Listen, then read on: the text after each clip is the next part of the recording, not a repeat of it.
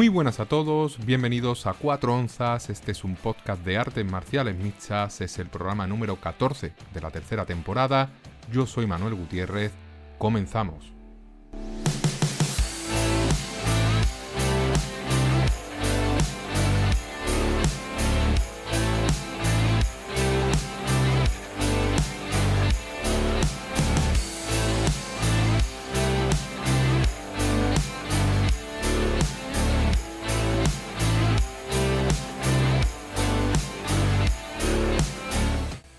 Bienvenidos un día más a 4 onzas, este espacio de análisis y opinión sobre el maravilloso mundo de las artes marciales mixtas.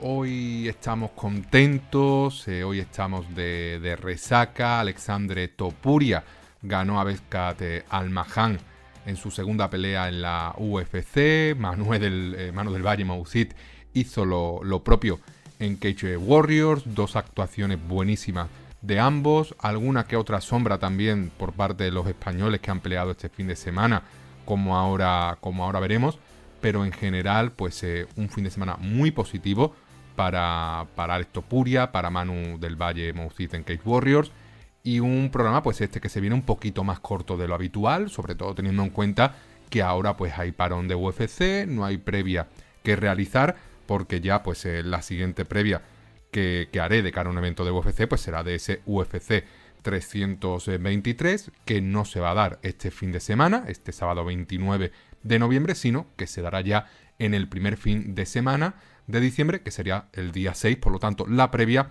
en el siguiente programa. Por lo tanto, este episodio número 14, pues principalmente vamos a ver un poquito lo que nos ha deparado ese evento de UFC en Qatar, en Doha, y también pues repasar un poco los resultados de otras promotoras más pequeñas que también pues nos han dejado algunos combates muy buenos y algunos combates muy interesantes que no tanto como para analizar, que ya sabéis que no me da la vida para ver todas las promotoras pequeñas y todos los combates de las promotoras pequeñas, pero sí que es cierto que hay algún resultado que es interesante de mencionar, de comentar. Y como decía, pues este episodio que vais a tener disponible hoy domingo, día 23 de noviembre, un episodio un poquito más corto de lo habitual, por lo tanto no os entretendré mucho, porque en unos 40, yo creo que 50 minutos, incluso menos, estará todo el pescado vendido, como quien dice. En primer lugar, como ya sabéis, lo habitual aquí es repasar un poco las promotoras más pequeñitas que también pues tienen sus eventos durante los fines de semana. Sí que es cierto que están opacados la mayoría de las veces por UFC, que prácticamente suele tener cartelera todos los fines de semana del año. Y en este último fin de semana, o este actual fin de semana, hemos tenido, pues sobre todo relevante, por ejemplo, LFA, el número 223, evento que se desplazaba a Niagara Falls, al estado de Nueva York, y un evento en el que hemos tenido pues algún resultado relevante. Sobre todo, por ejemplo, Sebastián Ruiz, el peruano, el gallo, venció al invicto Nick Elrich, al local, se pone ya 7-4. Sebastián Ruiz es un boxeador bastante bueno y aquí pues dio una sorpresa mayúscula, la tercera pelea de la noche. Luego tenemos ya en la cartelera principal Joe Taylor, que se impuso al hermano de Aspen Ladd, a Shaylor Ladd por KO en medio minuto de pelea. Tuvimos también la victoria en el combate coprincipal de Jeff Creighton contra el brasileño Diego Bianchini. Victoria importante para Creighton, que es uno de esos prospectos que se sitúa ya en una posición muy importante para dar el salto a la UFC, a un reemplazo de última hora, el Dana White Contender Series de 2026. Y luego en la pelea principal por el cinturón del peso welter, el cinturón vacante de las 170 libras, Jonathan Piersma dio la sorpresa al imponerse al gigantón brasileño Luis Francis Quinelli por sumisión en el tercer asalto mataleón en favor de Jonathan Piersma, que se convierte en campeón del peso welter de LFA. Luego, como decía también, Cage Warriors vino con evento doble, evento el viernes y evento el sábado, ambos en Manchester, en Inglaterra, el del viernes el 197 y el del sábado el 198. Lo más destacable, sobre todo del primer evento del viernes, pues fue por supuesto la victoria de Manu del Valle Mousid, el peleador español, el peleador sevillano, que se coloca ya con un récord de 6-1, nueva victoria, nueva finalización, en este caso sobre el brasileño Pedro Henrique Díaz, que sobrevivió al primer asalto, pero luego en el segundo Manu del Valle fue con todo, con ese cardio, ese buen cardio que le caracteriza, y consiguió finalizar al brasileño al final del segundo asalto. Una detención que realmente pudo venir mucho antes, pero el árbitro dudó un poco y al final pues se alargó a los segundos finales del segundo asalto. Por lo tanto, Manu del Valle, como comentaba, récord 6-1 como profesional, se coloca ya en una posición privilegiada dentro del ranking del welter de Cage Warriors.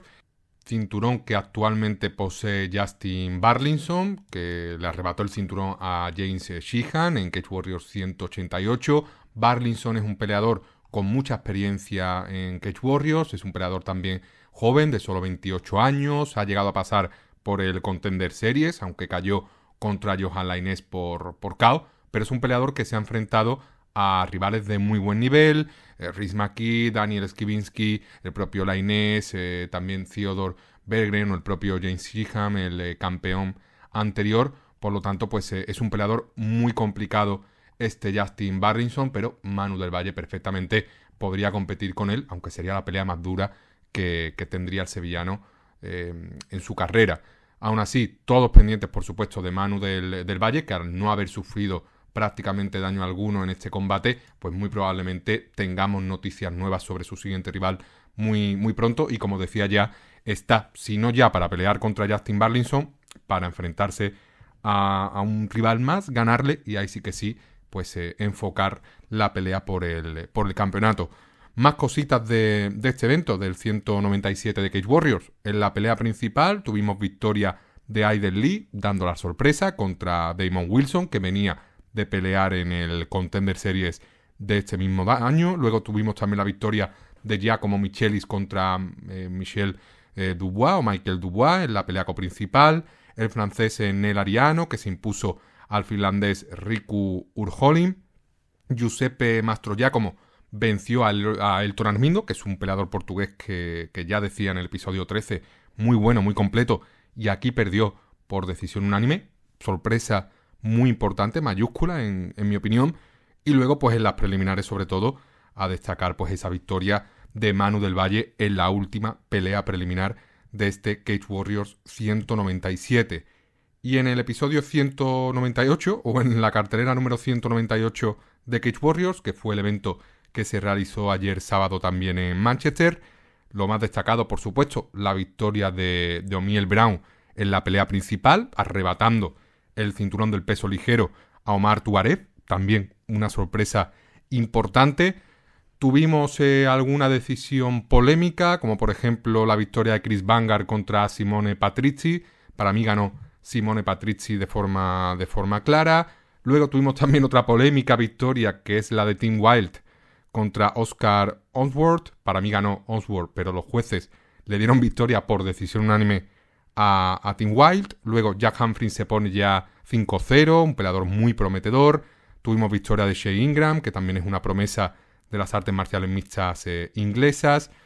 Polémica victoria, ahora sí por decisión dividida, de Fran Brink contra Ayub Nasser. Pelea muy, muy igualada. Y aquí pues un poquito la sombra del evento, el debut profesional de Teo Pino, el luchador gaditano, que perdió en la primera pelea de la noche contra el local Chris Morris por decisión unánime. Aún así, dio la cara a Teo Pino y puede estar orgulloso de debutar pues de esta forma en toda una promotora como Cage Warriors. Y ahora sí, pues llega el turno de analizar UFC Fight Night Qatar, esta cartelera en la que se enfrentaron en el combate principal Arman Tsarukyan y Dan Hooker. Una cartelera súper entretenida, una cartelera que empezó a una hora perfecta para el público europeo. Aquí empezó a las 4 de la tarde, además de forma muy, muy, muy puntual, y una cartelera que fue de menos a más, con mucha finalización, con mucho combate que se acabó pronto. Obviamente, alguna que otra decisión. Ya sabéis que cuando hay peleadores implicados con ese estilo caucásico, ese estilo de derribo y control en el suelo, pues las peleas suelen ir a la decisión de los jueces, pero aún así una cartelera muy entretenida, con alguna que otra sorpresa, con alguna victoria, por supuesto, relevante ya a corto medio plazo, y una cartelera pues que vamos a empezar a analizar ya de ya con ese primer combate que enfrentó a los pesos pesados Denzel Freeman y Marek Buylo. Una de las peores peleas que yo he visto en lo que va de año, una de las peores peleas de la historia reciente de la UFC, dos pesos pesados que prácticamente estaban haciendo sparring, y una pelea con muy bajo ritmo que se la llevó Denzel Freeman por decisión unánime, estando yo de acuerdo, pero una pelea sin nada que destacar, dos peleadores que si mañana son cortados por la compañía o no los volvemos a ver en UFC, no pasaría absolutamente nada, porque la verdad que como primer plato, pues la verdad que desentonó muchísimo y fue pues una pelea aburridísima y una apertura de evento, la verdad que bochornosa, de esas que no merece la pena incluso ni entrar en el pabellón. Bajo ritmo, bajo volumen y muy mala esta pelea de pesos pesados. Luego tuvimos la segunda decisión consecutiva. En este caso fue una pelea un poquito más entretenida, entre dos pesos ligeros. El debutante Shakim Rock y Nurullo Aliyev. Nurullo Aliyev, pues un peleador con más experiencia en UFC. Este era su tercer combate. Aliyev, pues un peleador tayiko de este estilo, ¿no? De derribo y control en el suelo. Le llaman el águila tayika. Por lo tanto, imaginaos, ¿no? ¿Cómo puede ser esta comparación? Si le llaman el águila, pues directamente te lleva a Khabib, ¿no? Y a ese estilo. Son dos peleadores muy parecidos. Aliyev es un peleador joven con mucho futuro por delante. Dominó a Shamrock y fue una pelea un poquito más entretenida. Tuvo Shamrock un momento de montada completa que bastante extraño, que desperdició de forma muy, muy tonta. Shamrock es un peleador muy dominante en el suelo, pero aquí pues desperdició esa montada, esas opciones que tenía de conseguir la remontada, nunca mejor dicho, en el segundo asalto. Se le levantó Aliyev y la verdad que arriba el castigo que sufrió Shakim Rock pues fue muy, muy importante, y fue una victoria pues la verdad que bastante plácida para Aliyev, que como comentaba, tercera pelea en UFC, tercera victoria. Es un luchador que está invicto, tiene un récord 11-0, muy jovencito, solo 24 años, cumple 25 en 3 semanitas, y ya pues tiene victorias contra Rafael Alves en su debut en la UFC, un peleador muy complicado para debutar, Rafa Alves. Luego Joe Solecki, también un peleador muy complicado, sobre todo en el suelo, y Shamrock ahora por decisión unánime. Vamos a ver, ¿no? ¿Qué futuro le espera al bueno de Aliyev, que la verdad que es muy joven, tiene margen de mejora, tiene buen cardio, buen físico, es grande y pinta bien este tayiko. Luego tuvimos la victoria por KO de Ismail Narduyev sobre Ryan Lauder. Ryan Lauder es un luchador, no tiene buen boxeo, fue cazado muy prontito, en 1 minuto y medio, fue al suelo y victoria pues rápida para Narduyev. Poco que destacar, un KO, no sorprendente, pero un KO espectacular.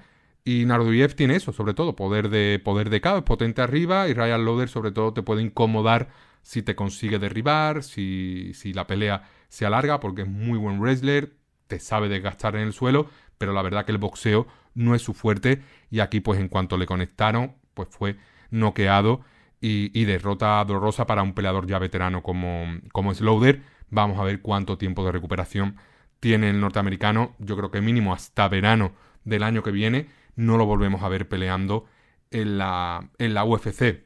Y ahora sí, en la cuarta pelea de la noche o de la tarde, llegó el turno de Alexandre Topuria, el conquistador, el hermano mayor de Ilia, que se enfrentaba a Bezkat Almahan en estas preliminares, combate del peso gallo. Bezkat Almahan, un karateca de un nivel muy alto, 28 años, un peleador que debutó nada más y nada menos que contra Umar Nurmagomedov, el futuro de la división. Consiguió un knockdown a las primeras de cambio contra Umar. Luego finalizó en 1 minuto a Bras Katona, campeón doble del TUF, el único campeón que ha habido de 2 ediciones del TUF, y Almahan lo noqueó en 1 minuto, algo que no ha hecho creo que absolutamente nadie. Y aquí pues llegaba Alexandre Topuria con esa experiencia, con esa menor experiencia, solo 7 combates profesionales, una derrota en su récord, que llegó muy pronto, la de Alex, que en un momento en el que Alex todavía no estaba listo, con un peleador mucho más grande en cuanto a tamaño, pero una pelea muy interesante en la que los expertos vaticinaban una pelea igualada, 50-50, pero ya sabéis, si escucháis el episodio número 13, el episodio anterior, pues que yo di mi predicción y la verdad que se ha cumplido bastante bien. ¿Qué es lo que hemos tenido? ¿Qué es lo que yo vaticinaba? Vaticinaba peligro de Almahan arriba, porque es mejor striker, pero no muy preciso, y vaticinaba sobre todo control de Alexandre Topuria en el suelo. También comentaba que Alex Topuria decide muy bien cuándo lanzar los golpes y cuándo derribar. Aquí prácticamente los derribos que hizo los hizo en momentos clave para desgastar a Almahan y robar el asalto. Lo que lanzaba iba con muchísimo peligro y Almahan es cierto que al principio conectó porque estaba sobre todo Alexandre controlando la distancia y tanteando un poquito a su rival, pero en cuanto hizo los ajustes Alexandre, pues ahí ya se acabó el peligro de Almahan y ahí fue el momento, sobre todo segundo y tercer asalto, en el que Alex pues empezó a dominar con el striking, a controlar el octógono, a proyectar derribos, control del clinch, y la verdad que fue una victoria muy cómoda para Alex Topuria, otra victoria más plácida para el hispano-georgiano. Fue un combate sobre todo que al principio pues parecía complicado o fue complicado, pero Alex Topuria, como su propio hermano dice, es el más frío de los dos, el más inteligente de los dos hermanos, de nuevo con ese ritmo pausado, con esa frialdad que caracteriza a los hermanos Topuria, empezó a controlar, empezó ya a prever los movimientos de Bethkat y empezó a imponer su propio ritmo, como comentaba, su control del octógono, muy técnico en el boxeo, muy fino Alex, y una victoria muy plácida y sobre todo pues un puñetazo encima de la mesa. Esta victoria, esta forma de conseguir esta victoria contra un peleador tan complicado como Almahan, que ya coloca pues a Alex en una posición que perfectamente le permitiría dar el salto a una pelea contra un top 20, un top 25 de la UFC.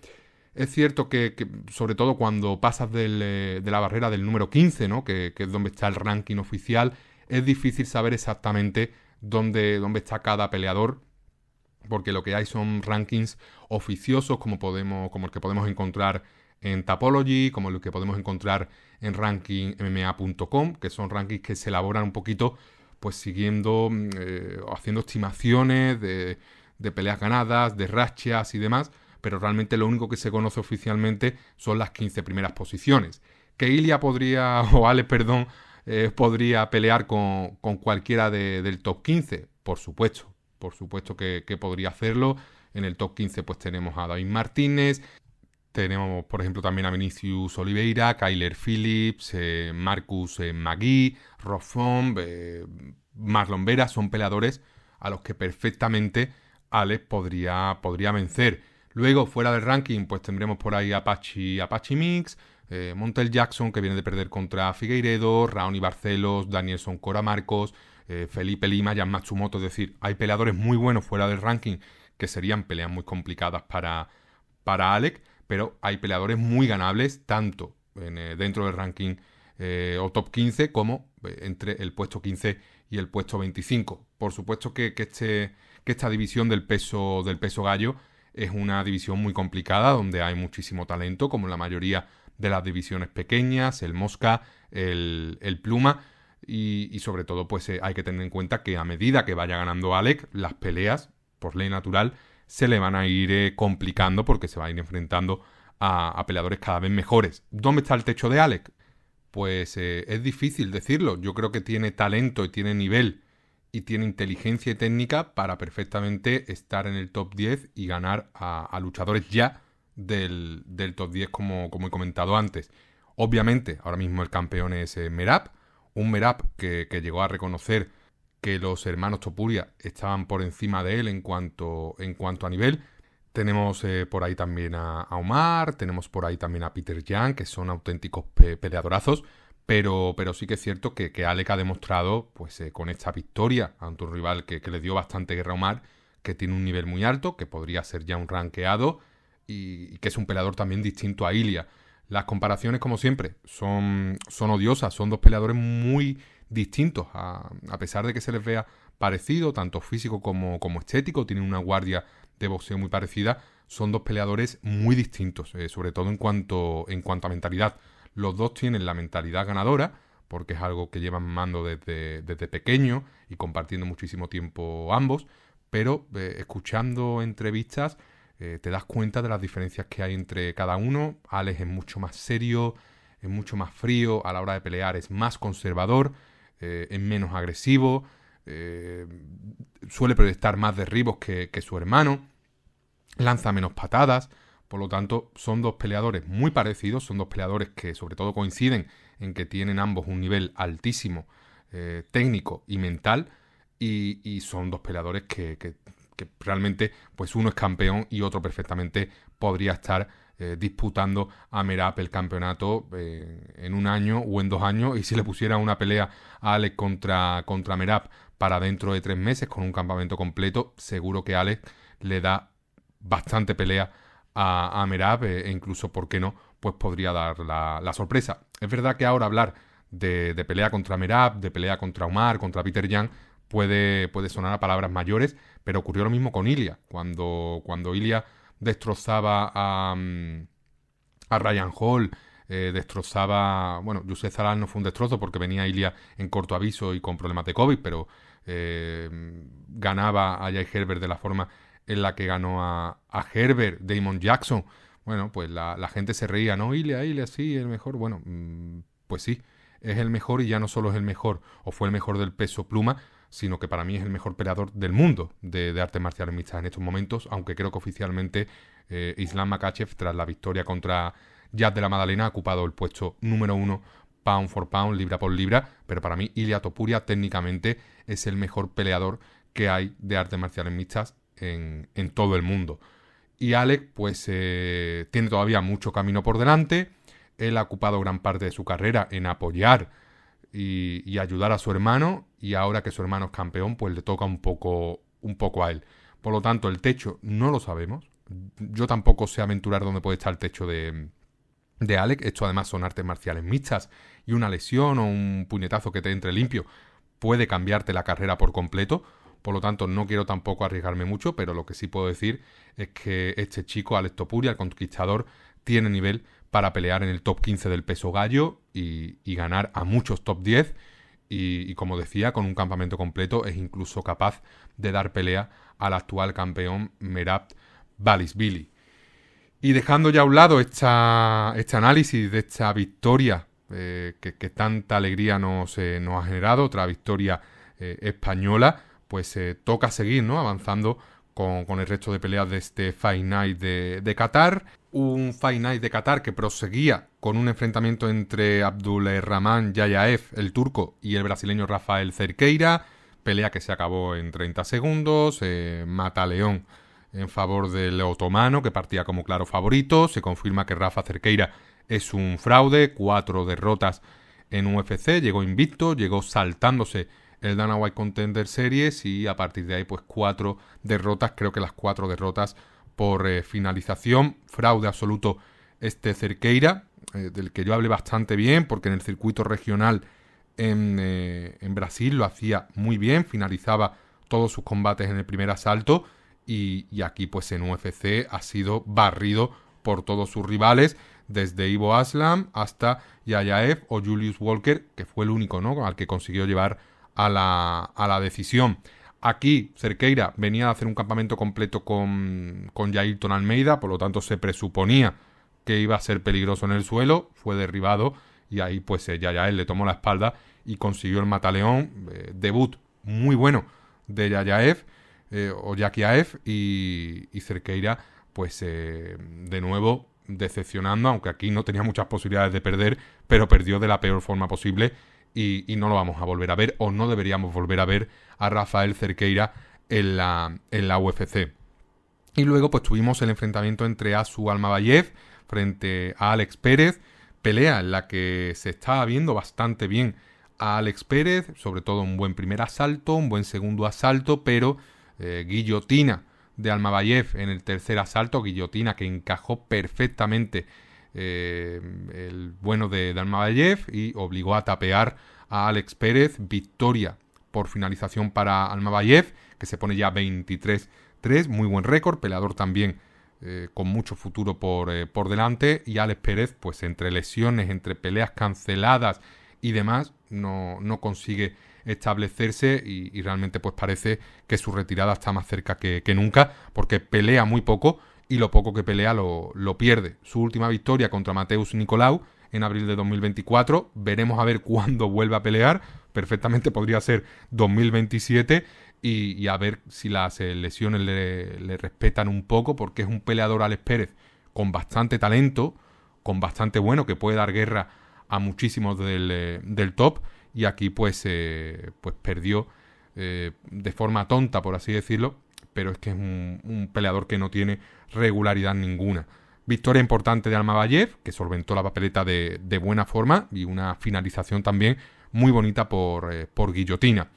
Y luego pues tuvimos la victoria de Nicolás Dalby en la penúltima pelea de las preliminares por decisión dividida contra Saigit Izagagmev, pupilo de Khabib, el ruso, el daguestaní.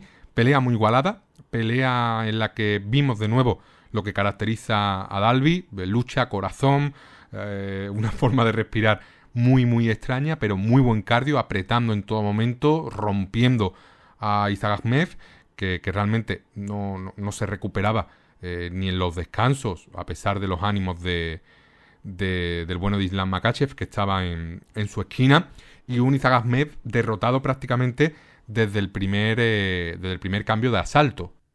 Cosas que pudieron afectar a Izagagmev. Bueno, obviamente que Nicolás Dalby es un peleador muy fuerte, difícil de derribar, difícil de controlar en el suelo, muy musculado, muy veterano, pero con mucha experiencia, suple esa veteranía con ese corazón, esa resiliencia que tiene. También que llevaba mucho tiempo Saigit sin pelear, creo que eran 2 años sin pelear en artes marciales mixtas, que son mucho tiempo. Puede ser que le falte, ¿no?, coger ritmo de pelea, por mucho que entrene con auténticas bestias como Islam, Khabib y compañía.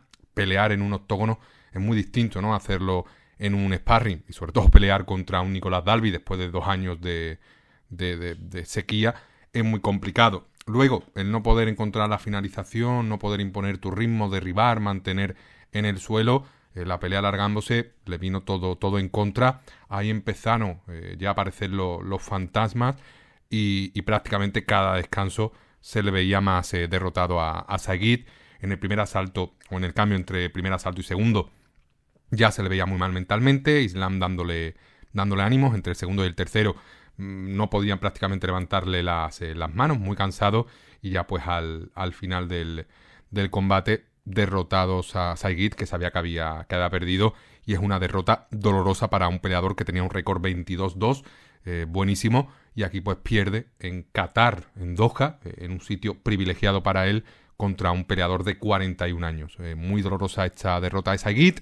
Debut pues decepcionante del pupilo de Khabib, que no lució nada bien, y de nuevo chapó por el bueno de Nicolás Dalby. No se le puede quitar el mérito al danés, que vuelve a ganar en UFC, decisión dividida. Casi le vuelven a robar al bueno de Dalby, que ya pues sufrió una derrota creo que fue o dividida, unánime, no me acuerdo, contra Fakhretdinov, una pelea que ganó claramente.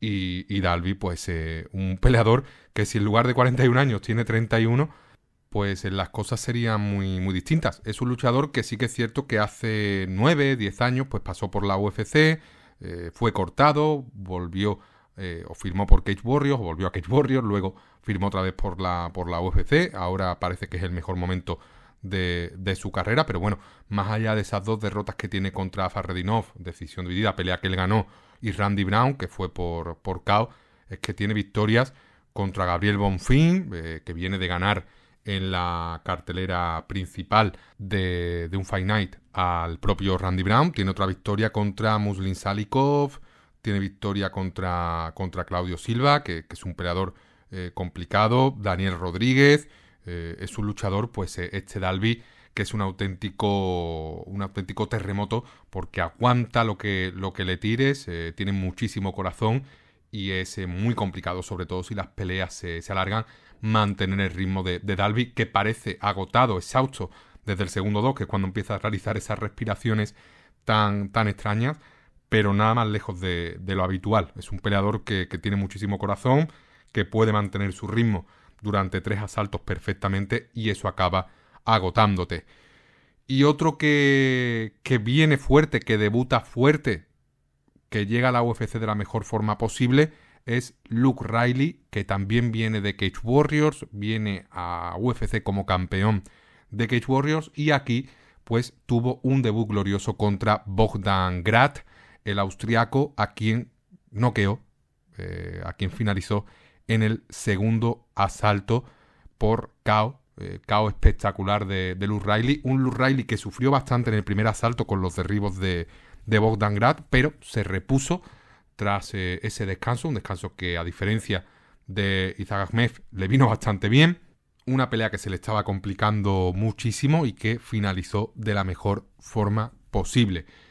KO para Luke Riley, 12ª victoria profesional para Luke Riley, peleador invicto, se lleva un bono también por actuación de la noche y la mejor forma posible tanto de debutar en la UFC como de cerrar estas preliminares. Pero es que luego, en la primera pelea de la cartelera principal, tuvimos el regreso de la leyenda nipona Kyoji Horiguchi, campeón de Rising, campeón creo que también de Bellator, regresaba a la UFC para pelear en Qatar contra Tagir Ulanbekov, pelea complicadísima en la que Horiguchi partía como no favorito, pero aquí tuvimos masterclass japonesa por parte de Kyoji, que dominó de principio a fin a Tagir Ulanbekov, a quien acabó finalizando en el tercer asalto por mataleón.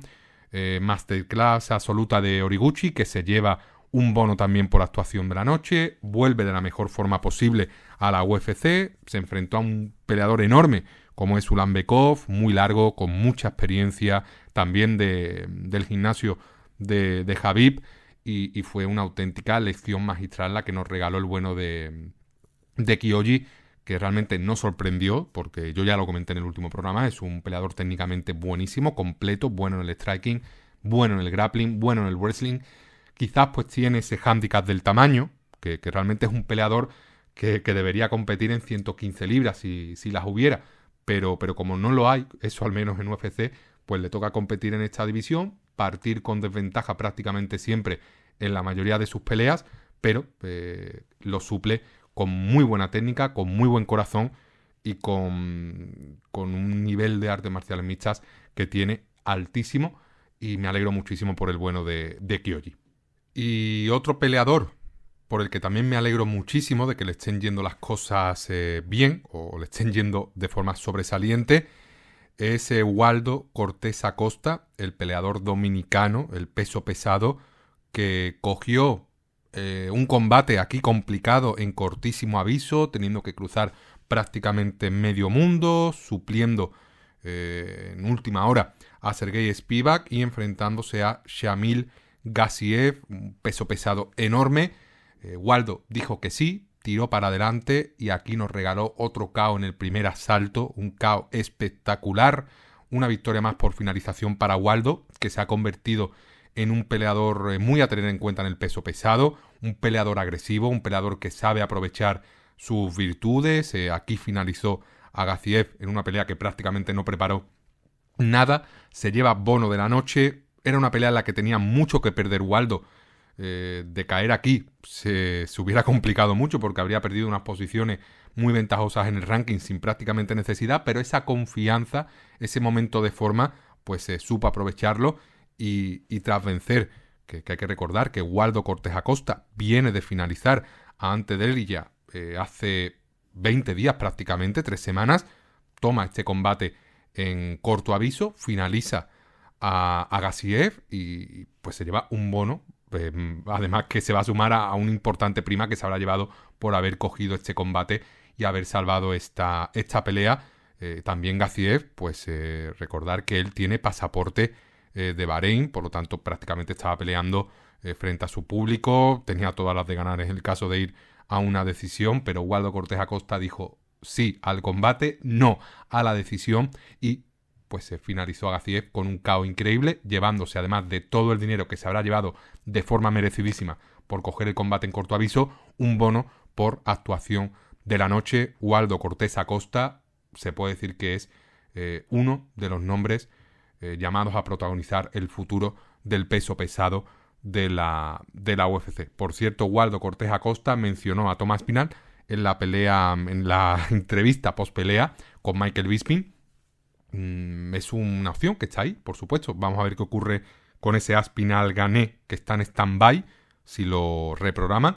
Pero por supuesto, Waldo, un luchador que va pues a protagonizar combates importantes en el corto o medio plazo o futuro lejano, ¿por qué no?, de este peso pesado de la UFC. Y luego tuvimos otro KO tempranero, el KO de Mikhtibek Orolbay sobre el veterano Jack Hermansson. Hermansson venía bajando de división del medio al welter, enorme, se veía gigante al peleador sueco, pero quizás por ese corte de peso, pues el golpe de Orolbay, que tampoco parecía muy fuerte, mandaba al suelo a Hermansson, obligaba al árbitro a detener la pelea, y a pesar de que Hermansson no estaba de acuerdo, muy buena detención, perdió el combate claramente, estaba totalmente groggy, y victoria pues importante para Orolbay, y seguramente pues Hermansson no va a volver a pelear en el welter, va a volver a subir al medio.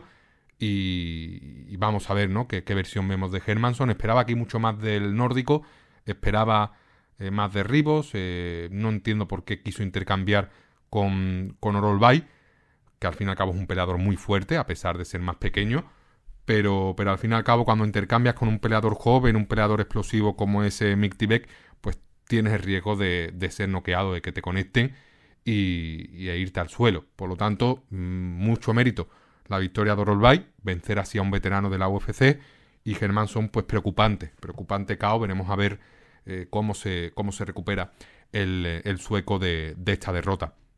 Otro KO seguido, otro KO rápido back to back, como quien dice, Volkan Oezdemir, el peleador europeo, el suizo, que se impuso a Alonso Menifield por un KO increíble en minuto y medio de pelea. Ambos intercambiaron, conectó Oezdemir y el árbitro tuvo que detener la pelea en una victoria muy buena del suizo, una finalización también pues increíble. No se lleva bono, al menos oficialmente, Oezdemir, pero seguro que tuvo algún premio por vencer de esta forma a Alonso Menifield. Pelea que todo apuntaba se iba a acabar muy prontito, segundo asalto, son dos pegadores con mucho poder de KO y una defensa de striking bastante pobre, y aquí pues se impuso la precisión de Oezdemir sobre la potencia de Alonso Menifield. Y ya en la pelea principal tuvimos de nuevo masterclass o victoria plácida al menos de Ian Machado Garry sobre Belal Muhammad, una pelea que tuvo, a mí me dio al menos varios mini ataques al corazón con el primer piquete de ojos que hubo de Ian Garry, con el segundo que no fue tal, pero también el árbitro detuvo la pelea, porque sabiendo cómo se estaba desarrollando el combate, veía a Belal de nuevo yéndose de ahí, abandonando. No, obviamente no estoy criticando, ¿no?, ese abandono que tuvo Belal contra Leon Edwards, creo que fue, porque fue un piquete de ojos terrible, pero bueno, aquí no fue para tanto, y lo que sí que destaco de este combate, por supuesto, es la superioridad de Ian Garry en el striking, la defensa de derribo de Ian Garry, que incluso buscó algún derribo para sorprender a Belal, mucho más grande Ian Garry, un combate que dominó de principio a fin el irlandés, le va a arrebatar la posición a Belal Muhammad, o va a hacer que Belal baje varias posiciones en el ranking. Él se va a colar también seguramente en ese top 3, y una victoria muy cómoda para Ian Garry, que controló a Belal en la distancia, evitó los derribos y sumó pues una victoria por decisión unánime, como no podía ser de otra forma, ante el ex campeón Belal Muhammad. El futuro de la división, pues ya sabéis qué pasa por ver, ¿no?, qué ocurre con Islam, ver qué ocurre con Ilia, si hay revancha Islam Jad de la Madalena, que no debería verla por cómo fue ese primer combate. Están ahí Shavkat, está ahí Islam, está ahí Ian Garry. Vamos a ver qué ocurre. Para mí, una pelea también con Michael Morales tiene sentido. Hay muy buenos peleadores en esta división y cualquier combate que salga de aquí va a ser espectacular. Vamos a ver qué ocurre, porque la siguiente pelea también afecta directamente al futuro del peso welter, y es que una división más abajo, en el peso ligero, 15 libras menos, pues tenemos a un campeón que se llama Ilia Topuria, que todos los conocéis bien, y tenemos a un rankeado número 2, realmente el número 1, justo por debajo del campeón, que es Arman Tsarukyan, peleador que debió enfrentarse a Islam Makhachev por el cinturón del peso ligero, pero tuvo un problema de espaldas que le obligó a salir de la pelea, o al menos eso dice él. Eso hizo que la UFC castigara a Tsarukyan, le dejara sin pelear y le pusiera este combate contra Dan Hooker, que es un luchador rankeado, pero de un nivel muy bajo al resto. Era una pelea en la que tenía muy poco que ganar Arman y muchísimo que perder, pero Arman, tirando de fuerza, tirando de calidad, dominó a Dan Hooker durante todo el combate, y en el segundo asalto, triángulo que consigue Arman Tsarukyan, que obliga a tapear a Dan Hooker y consigue esa finalización y ese bono por actuación de la noche. Se confirma que Arman Tsarukyan es el mejor peleador del ligero después de Ilia, merece pelear por el cinturón. Vamos a ver también qué ocurre aquí, porque la UFC quiere a Justin Gaethje, quiere a Paddy Pimblett enfrentándose a Ilia. Obviamente Arman lo merece, perfectamente podrían suceder esas peleas. Creo que Arman barrería a Paddy, barrería a Gaethje, daría pelea, por supuesto, a Ilia. Creo que esta victoria aleja ese Ilia contra Makhachev, porque realmente supone un reto importante para Ilia el ganar a Arman. Ocurre algo muy similar a lo que pasaba en el pesado entre Tom Aspinall y Jon Jones. Creo que Ilia debe aceptar este combate si la UFC lo propone, aunque sería el más complicado de los tres posibles. Creo que Pimblett y Gaethje no supondrían prácticamente ningún esfuerzo a Ilia. Creo que son dos peleas muy asequibles, sobre todo la de Gaethje. Y se abren pues escenarios muy interesantes tanto en el welter como en el ligero, con muy buenos peleadores, nuevos talentos, peleadores jóvenes, campeones buenísimos. La opción del triple cinturón para Ilia, que yo creo que se va a retrasar un poco, aunque esa pelea se acabará dando pues al 100%. Pero yo creo que esta victoria, de la forma en la que la ha conseguido Arman, pues obliga a la UFC a darle prioridad a Tsarukyan. Pero claro, yo entiendo que todo este tiempo en el que ha estado sin pelear Arman, pues ha hecho que la opción de Paddy y la opción de Gaethje se adelante. Vamos a ver, que también está ese evento de la Casa Blanca. Vamos a ver qué ocurre. Un Islam contra Ilia en la Casa Blanca sería brutal, sería la mejor pelea que podría hacer la UFC en cuanto a nivel de ventas, de repercusión. Pero también está esa opción Jon Jones Aspinall, que nunca se caerá porque son pesos pesados y prácticamente la edad no les pasa factura tanto como a estas categorías más pequeñas. Pero lo que queda claro es que este evento pues demuestra que hay muy buenos peleadores que vienen pisando muy fuerte desde abajo, que hay muchísimas opciones de cara al futuro, que la UFC tiene un trabajo terrible que hacer en las próximas semanas y próximos meses en cuanto a matchmaking, y sobre todo pues que se abre un escenario súper interesante, un horizonte de posibilidades increíbles, unas posibilidades que comentaré en este programa en cuanto ya se vayan pues dirimiendo, por así decirlo, y la verdad que un panorama pues en cuanto a peleas posibles, emparejamientos, pues muy prometedor. Y deseando, ¿no?, ver esos enfrentamientos entre Michael Morales, Islam, Ian Garry, Shavkat, Topuria, Paddy Pimblett, Arman. Estamos hablando de nombres top, de nombres que son el presente y el futuro de la UFC, de las artes marciales mixtas, y todo eso, pues por supuesto, lo traeré aquí a este programa en cuanto se vayan oficializando o se vayan ya pues cerrando estos emparejamientos.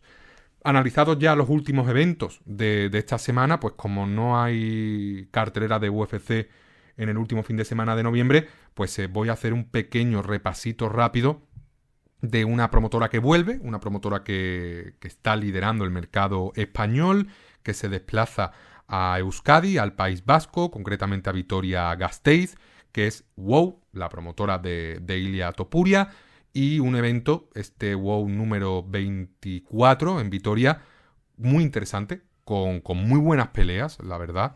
Un evento que os recomiendo ver si vivís en el norte o por España y podéis desplazaros, pues acercaos, que va a ser el viernes, que tiene muy buena pinta, la verdad.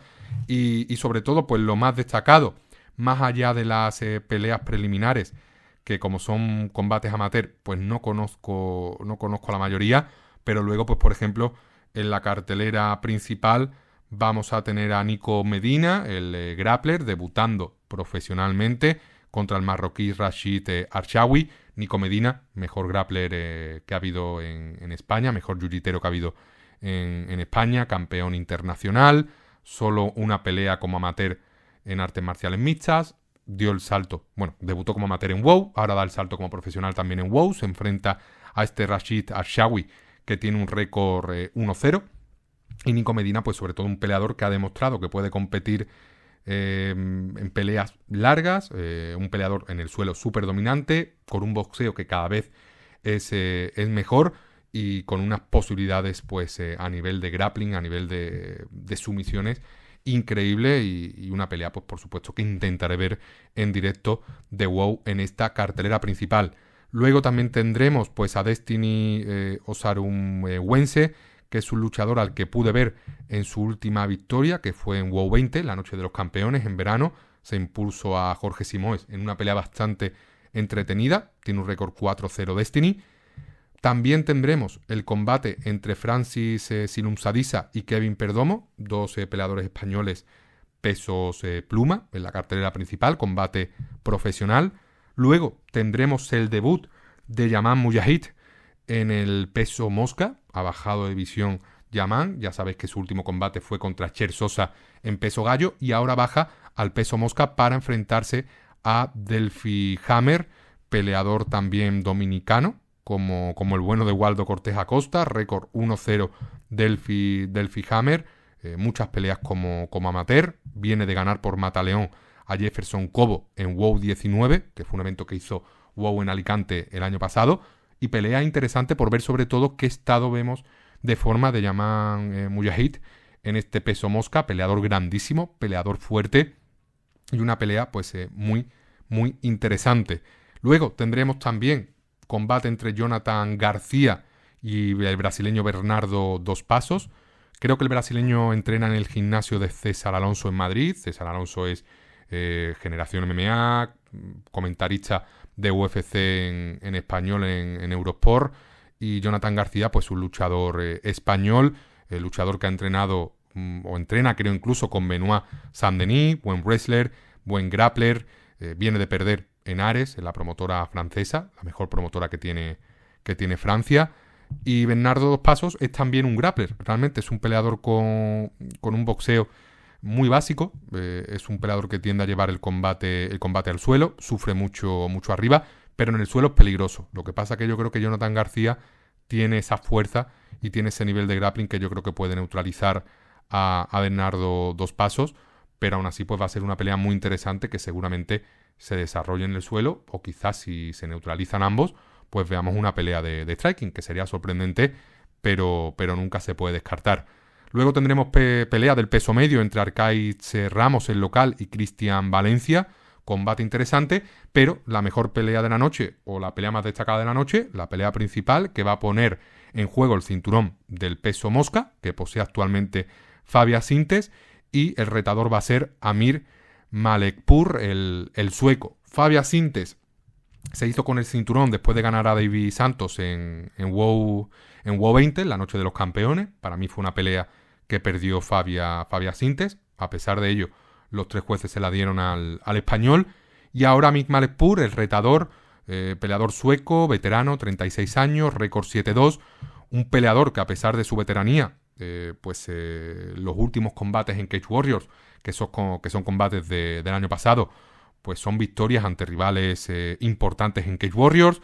Ganó a Tom Creasy en su último combate en marzo de 2024, sometió a Dylan Hassan por guillotina en el primer asalto, un Dylan Hassan italiano que tenía un récord en ese momento 9-1. Luego también se impuso en su debut en Cage Warriors por KO a Florian Doskia. Por lo tanto, un peleador complicado este Malekpour, que va a hacer que Sintel lo pase mal y que en este caso no es un regalo ni mucho menos lo que está aquí trayendo WoW para disputar el cinturón a Fabia Sintes. Evento interesante, evento que intentaré ver el viernes, teniendo en cuenta que no hay más artes marciales mixtas este fin de semana. Regreso, por supuesto, con la previa de UFC 323 la próxima semana. No sé todavía qué día, pero probablemente domingo, lunes de la próxima semana, ese episodio número 15. Me despido ya por hoy, como siempre, no sin antes daros las gracias por haber estado ahí, por haber dedicado esos minutos a este programa, que al final se alarga más de 50 minutos. Muchísimas gracias por haber escuchado 4 onzas. Ya sabéis que un like, una suscripción, un me gusta, un comentario ayuda muchísimo. Y de nuevo, que tengáis una feliz semana. Nos vemos en muy pocos días con más MMA y como siempre, vivan las artes marciales mixtas.